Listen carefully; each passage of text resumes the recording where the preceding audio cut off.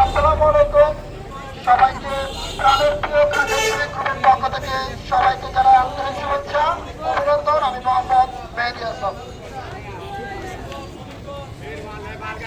সবাইকে পবিত্র মায়ের অন্তরের শুভেচ্ছা জানিয়ে প্রতি বছরের নেই এবারও আমরা প্রাণের প্রিয় খাদ্যশ্রীর স্বেচ্ছাসেবী পরিবারের পক্ষ থেকে আমাদের জুতা বিতরণ করার কথা ছিল, তবে আমরা এই জুতার পাশাপাশি আমরা ছোট বাচ্চা হতে বৃদ্ধ লোক মা বোনদের জন্য যতটুকু পেরেছি আমরা আপনাদের জন্য বস্ত্র নিয়ে এসেছি। খাগড়াছড়ি সদরের সে প্রাণকেন্দ্র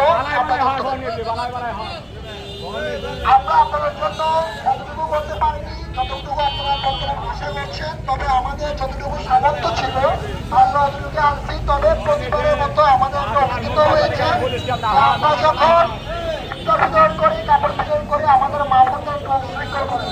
উশৃঙ্খলটা করা যাবে না। যদি আপনারা উশৃঙ্খল করেন আমরা দিতে পারবো না। আপনারা যেভাবে সুন্দরভাবে নাম দিয়েছেন আপনাদেরকে আমরা দেখে দিব। তবে আমরা আসলে নামাজের পর আমরা বিতরণটি শুরু করবো। সবাইকে